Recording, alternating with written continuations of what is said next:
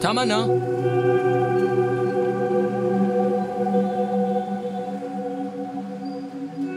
شما اینجا چی کار میکنی؟ این وقت روز گریه چرا؟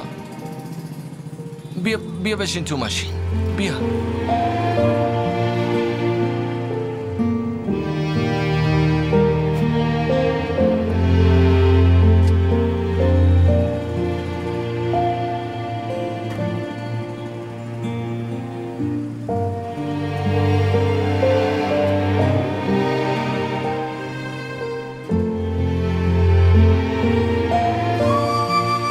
برای چی گریه میکردی؟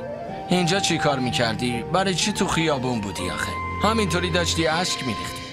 به عمو جان گفته بودم مهم نیاد.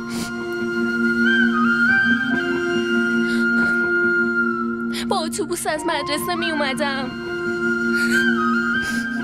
تو همون اتوبوسی که باید نشسته بودم، ولی تو خیابون اشتباهی پیادم کرد.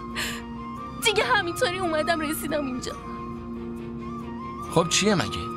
پیاده میشدی وای میستادی اتوبوس درست و سوار میشدی. اصلا نمیفهمیدم که تو کدوم خیابونم. خب به یکی زنگ میزدی اقل. شارژ گوشیم تموم شده بود. دختر به این عاقلی همچین حماقتی میکنه؟ تو همچین اوضاعی باید حواستو جمع کنی بابا. شما داری دعوا میکنی؟ نه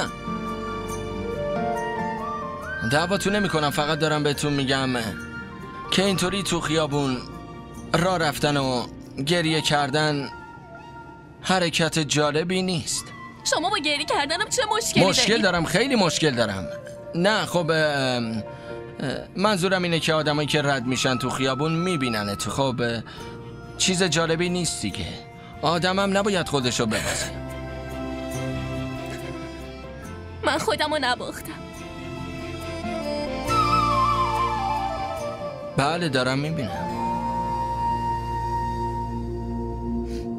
شما داری مسخرم میکنی؟ نه باور کن مسخرت نمیکنم. اگه اون پیشنهادمو که گفتم هر روز میرسونمتون رو قبول میکردین، الان به این روز نمیافتادین. البته اون پیشنهادی که دادم هنوز پابرجاست اگه دلتون بخواد. از فردا سرویس دارم.